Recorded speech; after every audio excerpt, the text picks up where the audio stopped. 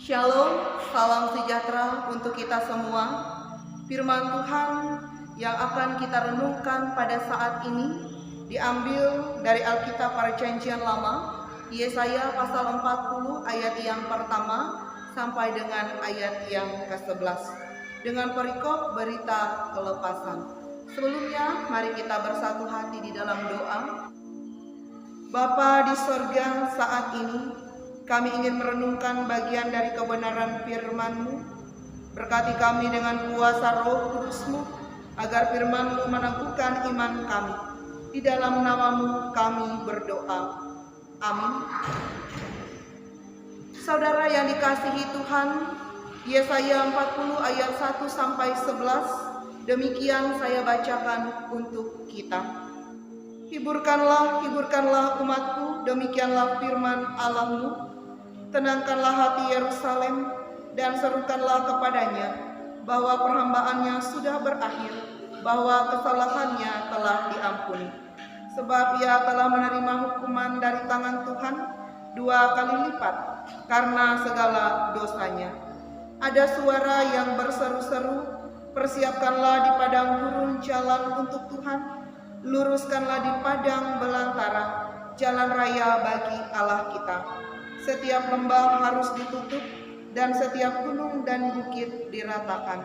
Tanah yang berbukit-bukit harus menjadi tanah yang rata dan tanah yang berlekuk-lekuk menjadi dataran. Maka kemuliaan Tuhan akan dinyatakan dan seluruh umat manusia akan melihatnya bersama-sama. Sungguh Tuhan sendiri telah mengatakannya. Ada suara yang berkata, berselulah, jawabku. Apa yang harus kuserukan? Seluruh umat manusia adalah seperti rumput dan semua semaraknya seperti bunga di padang. Rumput menjadi kering, bunga menjadi layu.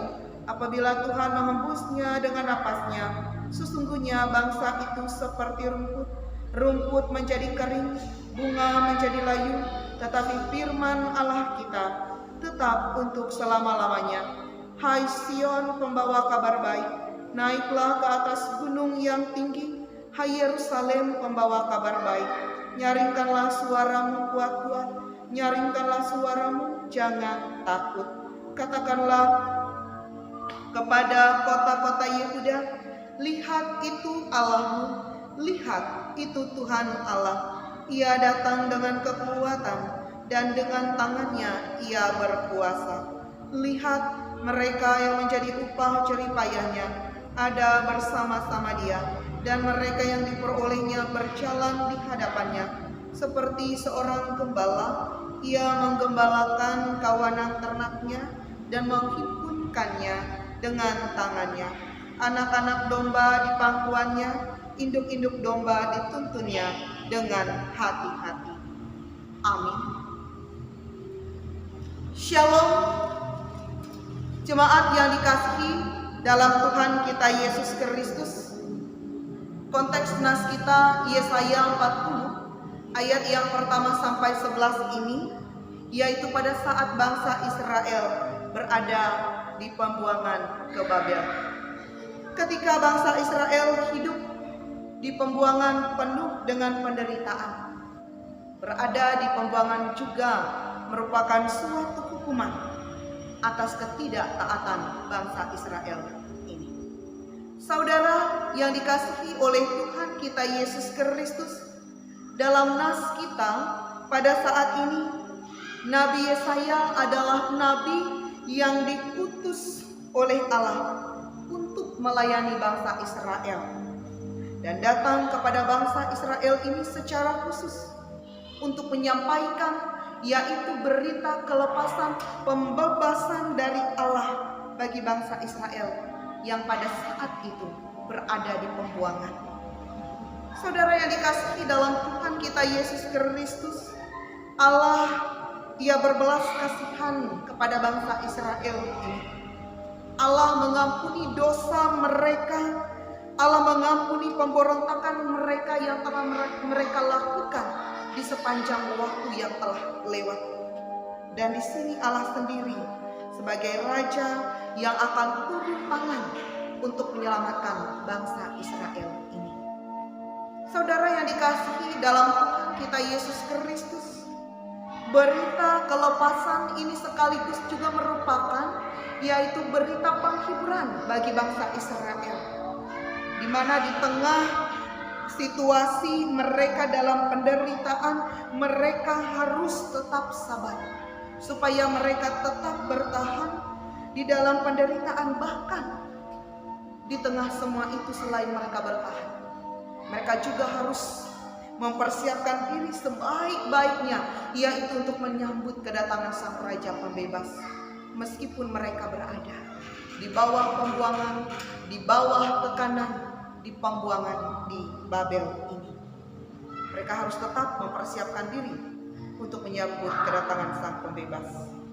Bapak, Ibu, Saudara yang dikasihi dalam Tuhan kita Yesus Kristus, nas ini juga mengingatkan kepada kita tentang hakikat kita sebagai manusia, bahwa manusia atau kita sebagai umat manusia ini dikatakan seperti rumput, dan bahkan semua semaraknya seperti rumput di padang, yang dikatakan dalam ayat yang ke-7 demikian, rumput menjadi kering, bunga menjadi layu apabila Tuhan menghembusnya dengan napasnya.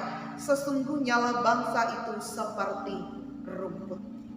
Saudara yang dikasihi oleh Tuhan kita Yesus Kristus, artinya hidup kita manusia di dunia ini penuh dengan kelemahan. Hidup kita manusia ini fana, ia terbatas adanya, dan akan lenyap pada waktunya. Semua akan hilang, akan berganti. Saudara yang dikasihi dalam Tuhan kita Yesus Kristus, akan tetapi melalui firman Tuhan yang disampaikan kepada kita pada saat ini menjadi kekuatan, dan firman-Nya yang tidak pernah berubah, kekal sampai selama-lamanya. Saudara yang dikasihi dan diberkati dalam Tuhan kita Yesus Kristus, kabar baik bagi bangsa Israel ini secara khusus kepada kaum keturunan Yehuda, bahwa Allah yang datang sebagai raja dengan kekuatannya. Artinya di sini Allah sendiri yang akan turun tangan bertindak, dan kepada mereka, yaitu kepada umat Israel yang tersisa yang ada dalam pembuangan, yang menantikan Dia, yang siap sedia, akan diselamatkan pada waktunya. Saudara yang dikasihi dan diberkati dalam Tuhan kita Yesus Kristus, Yesaya juga menyampaikan bahwa di sini Allah sebagai pembebas, Ia juga sekaligus sebagai gembala bagi umat Israel, yang menggembalakan, menghimpun, memelihara umatnya secara luar biasa, seperti yang disebutkan dalam ayat yang ke-11. Artinya Allah tidak hanya berhenti membebaskan umat Israel begitu saja, tetapi Ia akan terus menuntun, mengiringi perjalanan kehidupan umat Israel, agar bangsa ini, agar umat ini tidak tersesat, agar mereka selalu hidup benar, agar mereka hidup berkenan dan mematuhi perintah serta kehendak Allah. Saudara yang dikasihi dan diberkati dalam Tuhan kita Yesus Kristus, apa yang dapat kita renungkan bagian dari firman Tuhan untuk kita pada saat ini? Kita menyadari bahwa hidup kita manusia penuh dengan pergumulan, penuh dengan persoalan di mana seakan-akan membuat kita merasa dalam beban penderitaan yang begitu berat, yang membuat kita seakan tidak berdaya, seakan tidak memiliki kekuatan dan kemampuan sebagaimana yang dialami dan dirasakan oleh umat Israel. Bahkan mungkin di tengah persoalan berbagai kondisi hidup yang kita alami, pergumulan hidup kita masing-masing, bahkan membuat kita seperti tidak sanggup untuk bertahan di tengah-tengah kehidupan kita ini. Saudara yang dikasihi dan diberkati dalam Tuhan kita Yesus Kristus, disinilah Allah di dalam firman-Nya memberikan kekuatan, serta pengharapan bagi kita umatnya. Meskipun di tengah berbagai persoalan hidup, kita harus tetap dapat bertahan. Kita harus tetap dapat mempertahankan iman kita di tengah berbagai pergumulan hidup. Karena Allah sendiri yang akan turun tangan, Allah sendiri yang akan bertindak menolong kita dengan kuasanya yang dikatakan dalam firman kita ini tidak terbatas. Artinya kasih Allah ini sangat besar dan sungguh berkuasa atas kehidupan kita. Saudara yang dikasihi Tuhan, firman Tuhan inilah yang menjadi pedoman bagi kita di dalam menjalani kehidupan kita dengan kita tetap setia.